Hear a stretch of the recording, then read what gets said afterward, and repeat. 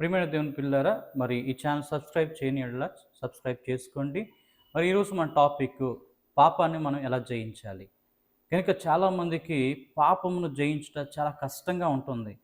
కనుక పాపం అంటే దేవుని ఆజ్ఞను అతిక్రమించడమే పాపము.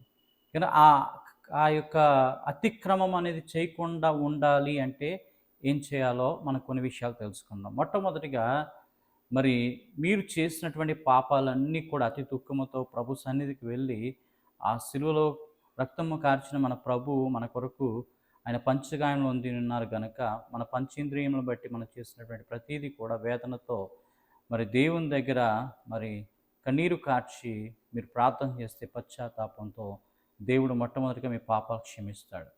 క్షమించినటువంటి పాపాలను బట్టి మళ్ళీ హ్యాబిచువల్‌గా తప్పులు చేయకుండా ఉండడానికి రోజు బైబిల్ చదవండి, ప్రార్థన చేయండి. అలాగే దేవుడి దగ్గర రోజు కూడా చిన్న చిన్న తప్పిదాలు కూడా ఒప్పుకోవడానికి ప్రయత్నం చేయండి.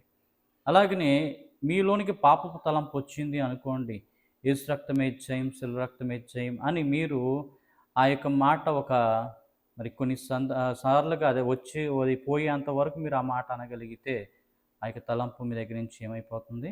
మారిపోతుంది. గనుక మీకు ఆ పాపపు తలంపు అనేది మీరు ఇలా నివారించుకోవచ్చు. గనుక ఆ థాట్ రాకుండా, గనుక పరిశుద్ధంగా జీవించడానికి ఎల్లప్పుడూ కూడా పరిశుద్ధ గ్రంథాన్ని చదవండి. దేవుని గ్రంథాన్ని ధ్యానం చేయటం వల్ల మనకు జ్ఞానం కలుగుతుంది.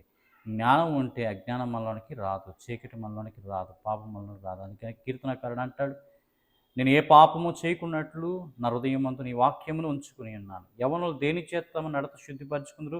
దేవుని వాక్యము చేతనే కదా. గనుక మన నడత శుద్ధి అవ్వాలంటే దేవుని వాక్యమే.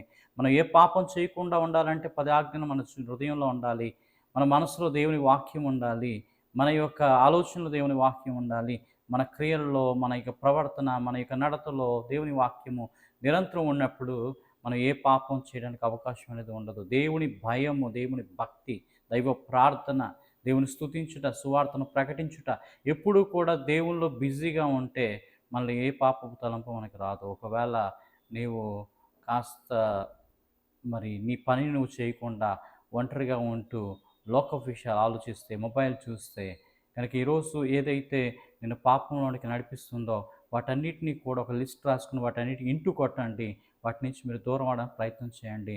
దేవుడు మిమ్మల్ని దీవించి పాపమును జయించు శక్తి ప్రసాదించును గాక. ఆమేన్.